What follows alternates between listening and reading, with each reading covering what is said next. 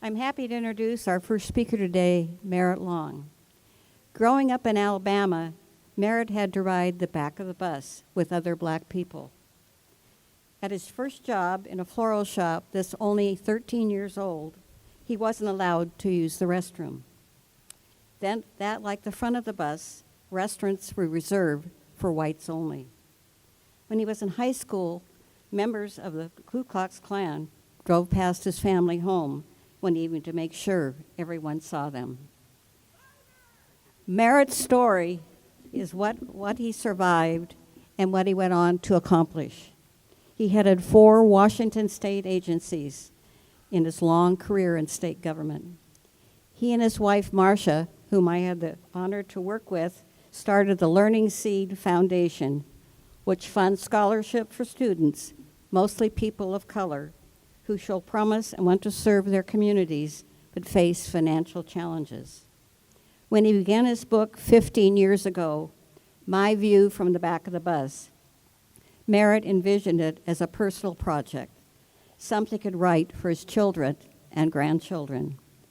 Then he realized he wasn't only writing his own story, but also putting on the face the story of racism in America, a story that is still unfolding. Things change, but remain the same. Merritt?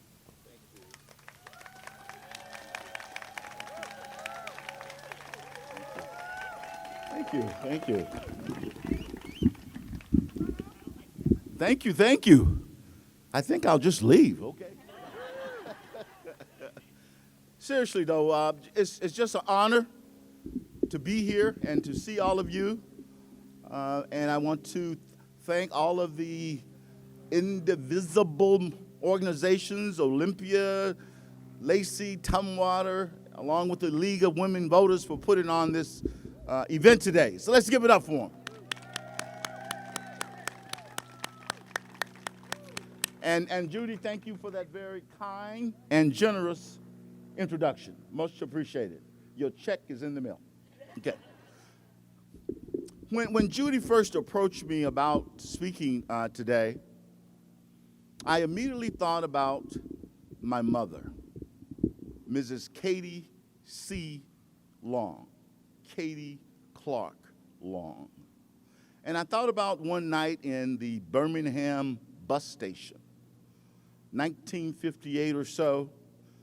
In Alabama, if you wanted to be a nurse, a licensed practical nurse, a starting point in the nursing profession in Alabama, if you had this beautiful tan like me or some variation of, you couldn't get trained in Alabama.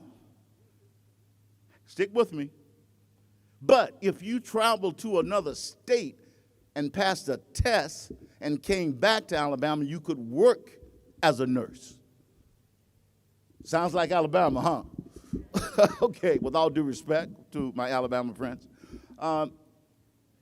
So when my mother passed the exam and came back and started working, getting more involved locally in the community and civil rights issues, she realized that she hadn't voted, and she wanted to vote. And in Alabama at that time, in order to vote, you had to pass a literacy test. It's no different from years prior where black folks were asked how many beans are in the jar, or if your mother was a slave, then you couldn't vote. If your father was not a slave, you could vote. I mean, just always changing of the rules. Does changing of the rules sound familiar? Okay. So my mother, after working all day, dealing with 2 spoiled, helpless kids, mainly my brother, not me, and a husband who was there waiting for her as well, she burned the midnight hour oil to study for the ability to vote, the ability to cast her ballot. So she studied at night, and she went to take the test, and it was a very rigorous test. And after she was done, the tester came up to her and had this look on her face, this quizzical look. And the tester said, you passed. In fact, you made a perfect score. And my mother said, thank you, and walked away. But what I have today is Katie Long, Deputy Registrar, Jefferson County Board of Registrars. Not only did she vote, but she got involved in the process of voting. As was asked earlier by Lisa, that is a call to action. So I wear this badge. I wear this badge of honor today for my mother and all others who have labored and died for the right to vote. Thank you.